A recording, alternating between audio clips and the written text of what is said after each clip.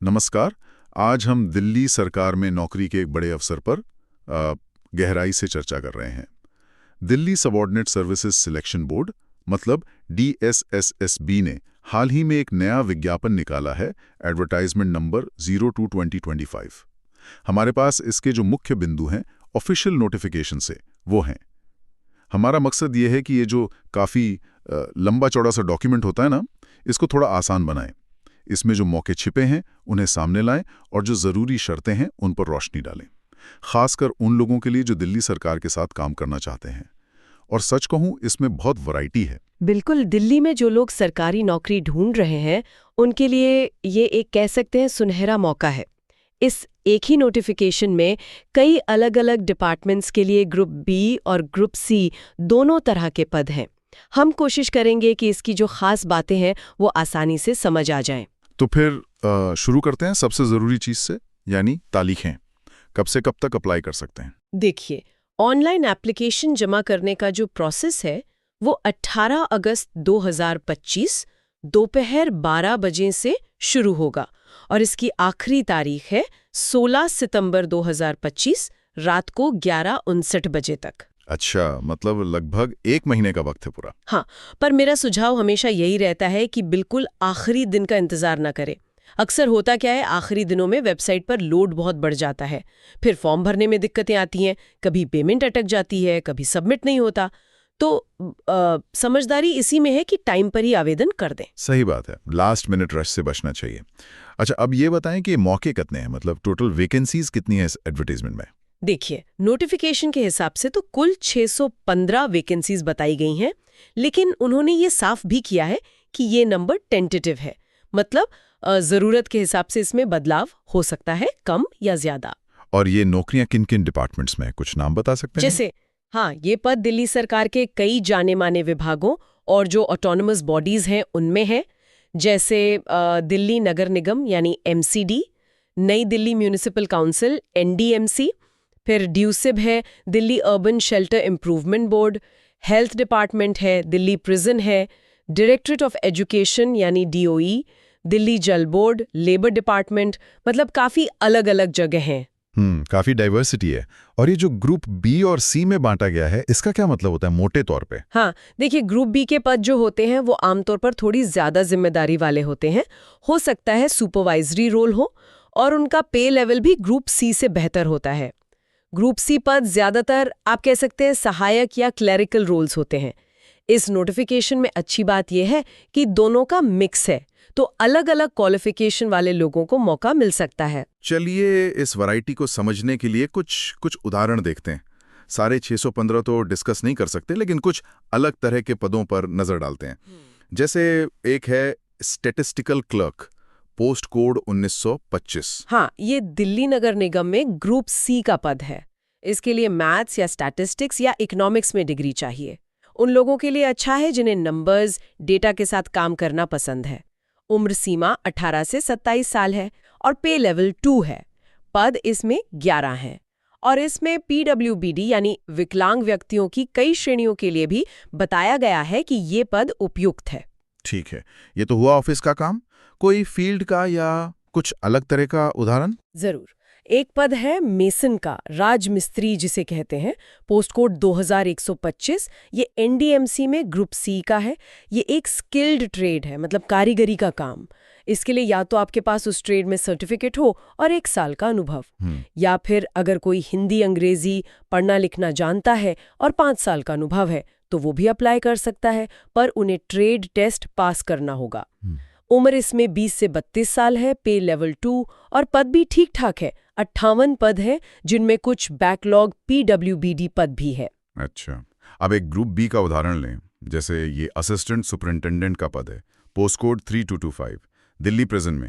इसके लिए तो क्वालिफिकेशन बस ग्रेजुएशन मांगी है किसी भी सब्जेक्ट में, लेकिन शायद शर्तें और भी होंगी। बिल्कुल, ये ग्रुप बी का पद है और जैसा आपने कहा, इसमें फिजिकल स्टैंडर्ड्स काफी सख्त है। पुरुषों के लिए मिनिमम हाइट 165 सेंटीमीटर और चेस्ट 81-85 सेंटीमीटर चाहिए। महिलाओं के लिए हाइट 157 सेंटीमीटर्स, और सिर्फ इतना ही नहीं, एक फिजिकल एंड्योरेंस टेस्ट भी पास करना होता है। उसमें दौड़ है, हाई जंप, लॉन्ग जंप, ये सब शामिल है। ओह, हाँ, और मेडिकल फिटनेस भी बहुत ज़रूरी है, जैसे आंखों की रोशनी 66 और 612 होनी चाहिए बिना चश्मे के, और कलर ब्लाइंडनेस नहीं होनी चाहिए। उम्र 30 साल से कम रखी गई है, पे लेवल इसका 6 है, और पद काफ़ी हैं, 93 पद। लेकिन एक खास बात ये पद PWBD उम्मीदवारों के लिए उपयुक्त नहीं माना गया है। बाप रे, मतलब हर नौकरी की अपनी ही अलग चुनौती है। हाँ अच्छा, कोई टीचर की पोस्ट भी है इसमें? हाँ, बिल्कुल। शिक्षा निदेशालय में TGT यानी trained graduate teacher, special education teacher का पद है। पोस्ट कोड 4225, ये भी ग्रुप बी का है। इसके लिए ग्रेजुएशन चाहिए, साथ में बीएड स्पेशल एजुकेशन, या फिर अगर नॉर्मल बीएड है तो स्पेशल एजुकेशन में डिप्लोमा या PG डिप्लोमा वगैरह। और हाँ, सीटेट का पेपर 2 पास होना ज़रूरी है। साथ ही rehabilitation council of India RCI में रजिस्ट्रेशन भी चाहिए। उम्र इसमें भी 30 साल से कम है, पर महिला उम्मीदवारों और कुछ और कैटेगरीज के लिए छूट है। पे लेवल 7 है, जो काफ़ी अच्छा है, 32 पद है। ये उन लोगों के लिए है जो स्पेशल नीड्स वाले बच्चों को पढ़ाने की ट्रेनिंग और क्वालिफिकेशन रखते हैं। और अगर कोई 12वीं पास है और उसे फील्ड जॉब पसंद है तो उसके लिए क्या है? उनके लिए फॉरेस्ट गार्ड का ऑप्शन है। पोस्ट कोड 4125, वन और वन्यजीव विभाग में ये ग्रुप सी का पद है, और क्वालिफिकेशन सिर्फ 12वीं पास मांगी है। लेकिन यहाँ भी फिजिकल स्टैंडर्ड्स हैं, हाइट, चेस्ट वगैरह, और एक काफ़ी कठिन फिजिकल टेस्ट है। पुरुषों को 4 घंटे में 25 किलोमीटर और महिलाओं को 4 घंटे में 16 किलोमीटर पैदल चलना होता है। 25 किलोमीटर 4 घंटे में? हाँ, आसान नहीं है। उम्र 18 से 27 साल, पे लेवल 3, और कुल 52 पद हैं। ये पद भी PWBD के लिए उपयुक्त नहीं है। ये सिर्फ ताकत की बात नहीं है, ये दिखाता है कि दिल्ली जैसे शहर में भी अपने जंगलों और वाइल्ड लाइफ की देखभाल के लिए ज़मीनी स्तर पर काम करने वालों की ज़रूरत है। इन उदाहरणों से ये तो साफ है कि क्लर्क से लेकर टीचर, जेल अधिकारी, फॉरेस्ट गार्ड, मेसन, मतलब बहुत ही अलग-अलग तरह के मौके हैं। हर किसी के लिए क्वालिफिकेशन, उम्र और यहाँ तक कि फिजिकल फिटनेस की ज़रूरतें भी बिल्कुल अलग हैं। एकदम सही कहा आपने। और ये तो बस कुछ ही उदाहरण थे। जूनियर इंजीनियर, इलेक्ट्रिकल मैकेनिकल जैसे टेक्निकल पद भी हैं इसमें। तो उम्मीदवारों को नोटिफिकेशन बहुत ध्यान से देखकर ये तय करना होगा कि वो किस पोस्ट के लिए सबसे ज़्यादा फिट बैठते हैं। खासकर PWBD उम्मीदवारों को ये ज़रूर देख लेना चाहिए कि जिस पद के लिए वो अप्लाई कर रहे हैं वो उनकी विकलांगता की जो सब कैटेगरी है उसके अनुसार उपयुक्त है या नहीं। ये सारी जानकारी नोटिफिकेशन में दी हुई है। ठीक है, तो मौके तो समझ आ गए। अब सवाल यह है कि अगर कोई इनमें से किसी पोस्ट के लिए अप्लाई करना चाहे तो उसे क्या करना होगा? क्या प्रोसेस है? देखिए, आवेदन सिर्फ और सिर्फ ऑनलाइन मोड से ही करना है। DSSB की अपनी वेबसाइट है https://dssbonline.nic.in। बस इसी पर जाकर अप्लाई करना होगा। कोई और तरीका, जैसे आप सोचे कि डाक से भेज दें या हाथ से जमा करा दें, वो सब नहीं चलेगा। और क्या वेबसाइट पे पहले कोई रजिस्ट्रेशन वगैरह करना पड़ता है? हाँ, अगर कोई पहली बार DSSB का फॉर्म भर रहा है तो उसे पहले उस पोर्टल पर अपना रजिस्ट्रेशन करना होगा। ये एक बार का प्रोसेस है, वन टाइम रजिस्ट्रेशन। अगर पहले कभी किया हुआ है तो बस उसी यूजर ID और पासवर्ड से लॉगिन करके अप्लाई कर सकते हैं। फॉर्म भरते समय किन बातों का खास ध्यान रखना चाहिए? कोई टिप? सबसे ज़रूरी बात है, पूरी सावधानी बरतें।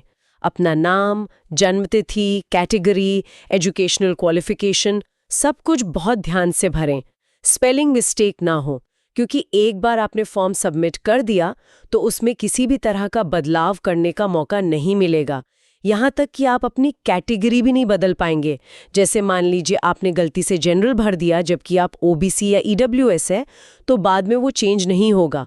सबमिट करने से पहले सारी जानकारी 2-3 बार चेक कर लें। ओके। और एप्लीकेशन फीस कितनी है इसकी? फीस बहुत कम रखी है, सिर्फ 100 रुपए। क्या इसमें किसी को छूट भी मिलती है? हाँ, ये एक अच्छी बात है। महिला उम्मीदवारों को कोई फीस नहीं देनी है। साथ ही SC यानी अनुसूचित जाति, ST यानी अनुसूचित जनजाति, PWD यानी विकलांग व्यक्ति और एक्स सर्विसमैन यानी भूतपूर्व सैनिक, इन कैटेगरी के उम्मीदवारों को भी फीस से पूरी छूट है। अरे वाह, ये तो काफी लोगों के लिए सहूलियत की बात हो गई। बिल्कुल, लेकिन भूतपूर्व सैनिकों के लिए एक छोटा सा पेंच है। अगर कोई एक्स सर्विसमैन पहले ही सिविल नौकरी में रिजर्वेशन का फायदा लेकर रेगुलर जॉब पा चुका है तो उसे फीस में छूट नहीं मिलेगी। हाँ, उम्र में छूट अगर लागू होती है तो वो मिल सकती है, और फीस का पेमेंट भी सिर्फ ऑनलाइन ही करना है, SBI e-पे के जरिए। चलिए अब आते हैं एग्जाम पर। सिलेक्शन का तरीका, क्या सभी पोस्ट के लिए एक ही तरह का एग्जाम होगा? नहीं, यहीं पर DSSB की प्रक्रिया थोड़ी सी कह सकते हैं जटिल हो जाती है। पदों के हिसाब से परीक्षा की स्कीम अलग-अलग है। मोटे तौर पर 2 तरह की स्कीम्स है। एक है 1 टियर यानी 1 लेवल का एग्जाम और दूसरी है 2 टियर 2 लेवल का एग्जाम। और ये फिर जनरल और टेक्निकल पदों के लिए भी थोड़ी अलग हो सकती हैं। ओके ओके, इसे थोड़ा आसान करते हैं। 1 टियर एग्जाम में क्या होता है? 1 टियर एग्जाम में ज्यादातर एक ही पेपर होता है। इसमें आम तौर पर 2 सेक्शन होते हैं। सेक्शन ए जो है वो लगभग सभी के लिए कॉमन सा होता है। उसमें general awareness, reasoning, maths, Hindi और इंग्लिश लैंग्वेज कॉम्प्रिहेंशन के सवाल होते हैं। कितने मार्क्स का कौन सा हिस्सा होगा ये पद के हिसाब से थोड़ा अलग हो सकता है। और सेक्शन बी, वो किस में होता है? अगर पद टेक्निकल है या किसी खास विषय से जुड़ा हुआ है, जैसे TGT टीचर का पद है या जूनियर इंजीनियर का, तो उसमें सेक्शन बी भी होता है। इसमें उस पद से जुड़े हुए विषय या जो क्वालिफिकेशन मांगी गई है उस पर आधारित सवाल होते हैं। ये सेक्शन अक्सर 100 नंबर का होता है। समझ गया। और 2 टियर स्कीम में क्या होता है फिर? जैसा नाम से ही पता चल रहा है, इसमें 2 लेवल पर परीक्षा होती है, टियर 1 और टियर 2। कुछ पदों के लिए ऐसा होता है कि टियर 1 सिर्फ क्वालिफाइंग होता है, मतलब उसके मार्क्स फाइनल मेरिट में नहीं जुड़ते, बस उसको पास करना जरूरी होता है। अच्छा। हाँ, और फाइनल सिलेक्शन फिर टियर 2 के मार्क्स के आधार पर होता है। टियर 1 का पैटर्न अक्सर 1 टियर एग्जाम जैसा ही होता है। टियर 2 में फिर आमतौर पर पद से जुड़े विषय के सवाल ज्यादा गहराई से पूछे जाते हैं, ऑब्जेक्टिव टाइप यानी MCQ। और कुछ पदों के टियर 2 में डिस्क्रिप्टिव पार्ट भी हो सकता है, जैसे अंग्रेजी में निबंध लिखना या पत्र लिखना। ओहो, डिस्क्रिप्टिव भी। अच्छा, क्या गलत जवाब देने पर नंबर कटते भी हैं? नेगेटिव मार्किंग है? हाँ, ये जानना बहुत जरूरी है। नेगेटिव मार्किंग है। हर गलत MCQ जवाब के लिए 0.25 मार्क्स काटे जाएंगे। मतलब सीधा हिसाब है, हर 4 गलत जवाब पर आपका 1 सही जवाब का नंबर चला जाएगा। तो अंदाजे से या तुक्के मारकर जवाब देने में बहुत सावधानी बरतनी होगी। ये तो रिस्की हो सकता है। क्या पास होने के लिए कोई मिनिमम मार्क्स भी लाने होते हैं हर सेक्शन में? हाँ, देखिए, खासकर टेक्निकल पदों के लिए ये नियम लागू होता है।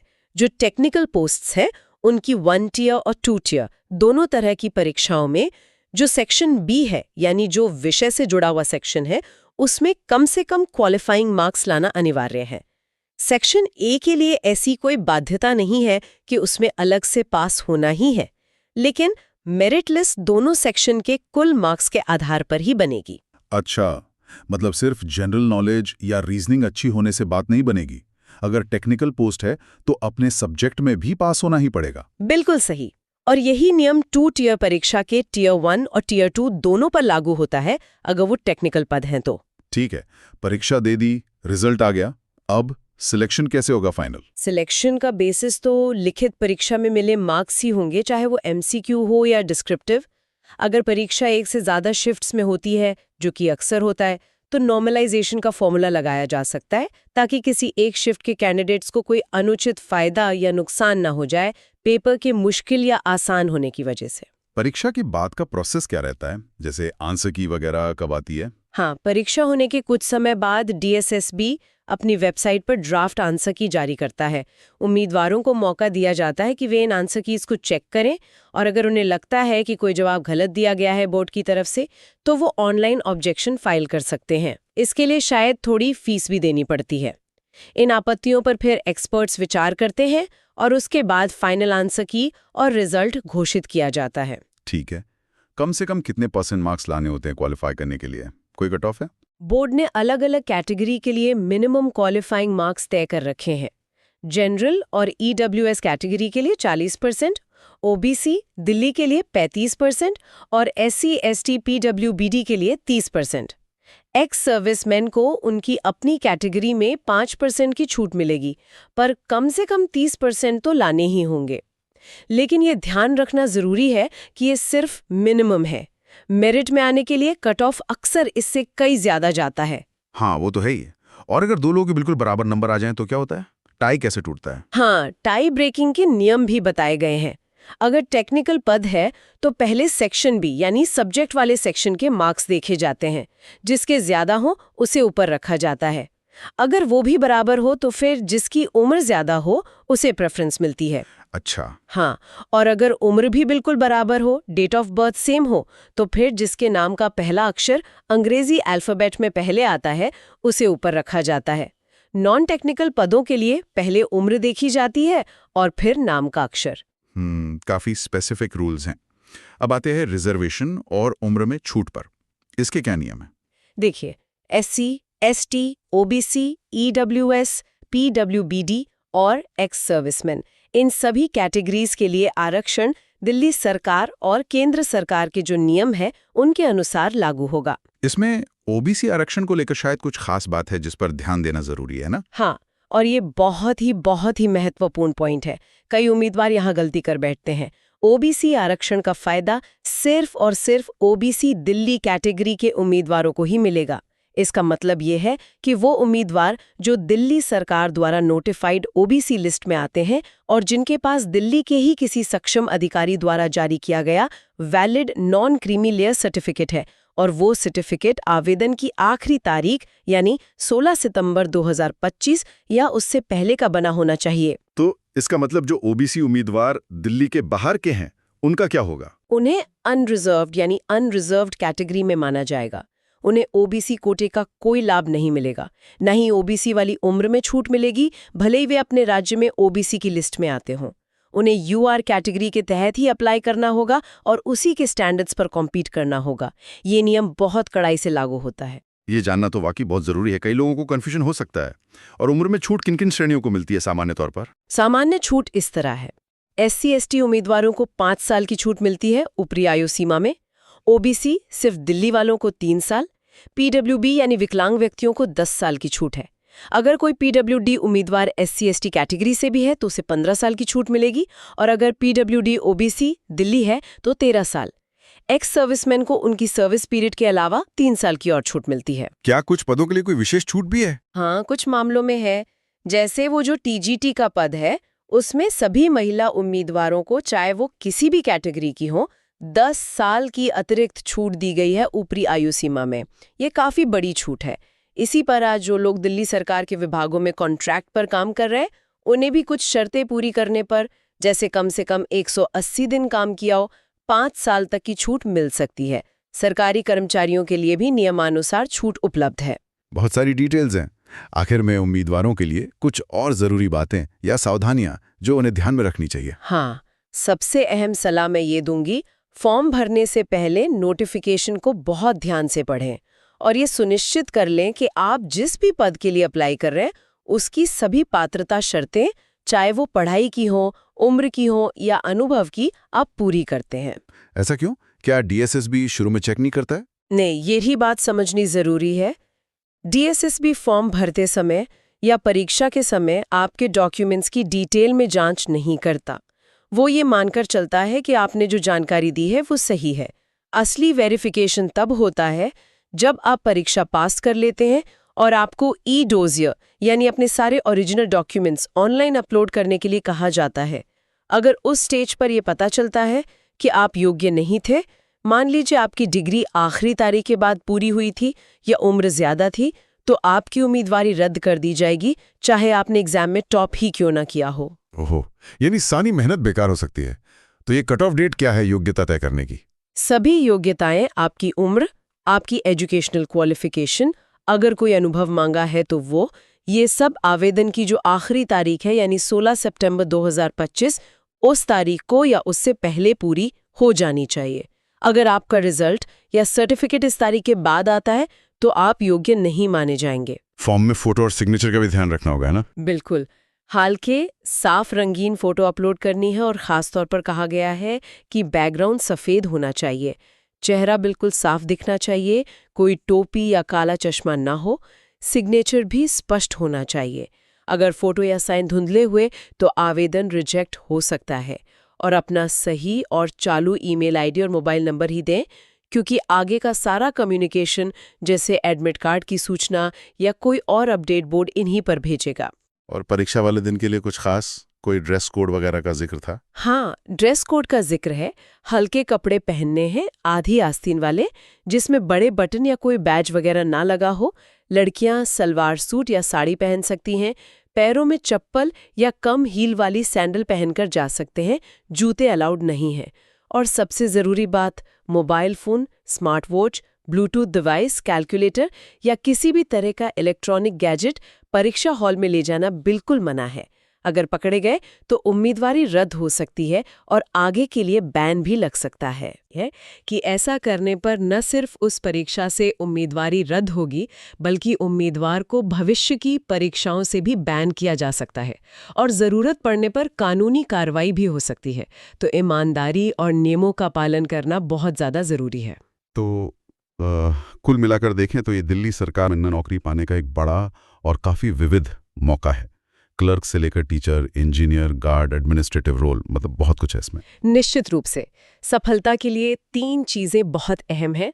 पहली, नोटिफिकेशन को बारीकी से समझना। दूसरी, अपनी योग्यता को ईमानदारी से जांचना कि आप फिट हैं या नहीं। और तीसरी, परीक्षा के पैटर्न के हिसाब से सही दिशा में तैयारी करना। ये सिर्फ एक नौकरी का विज्ञापन नहीं है, ये एक तरह से दिखाता है कि दिल्ली जैसे इतने बड़े शहर को चलाने के लिए कितने अलग-अलग तरह के स्किल्स और लोगों की ज़रूरत पड़ती है। सही कहा। हर पद की अपनी अहमियत है, चाहे वो ऑफिस में बैठकर आंकड़ों का हिसाब रख रहा हो या फील्ड में जाकर पर्यावरण की रक्षा कर रहा हो। हर कोई शहर के सिस्टम को चलाने में अपना योगदान दे रहा है। बिल्कुल, हर भूमिका की अपनी जगह है, अपना महत्व है। इस सारी बातचीत के बाद मेरे मन में एक सवाल आ रहा है। हमने फॉर्मल योग्यताओं की तो बात की, डिग्री चाहिए, डिप्लोमा चाहिए, उम्र इतनी होनी चाहिए, फिजिकल स्टैंडर्ड ये होने चाहिए, लेकिन इनके अलावा वो कौन सी छुपी हुई या सॉफ्ट स्किल्स हो सकती हैं जो इन अलग अलग सरकारी भूमिकाओं में कामयाब होने के लिए असल में मायने रखती होंगी? शायद प्रॉब्लम सॉल्विंग की क्षमता, या लोगों से डील करने का हुनर, दबाव में शांत रहने की कला, या फिर बस अपनी जिम्मेदारी को ईमानदारी से निभाने का जज्बा। सोचने वाली बात है ये।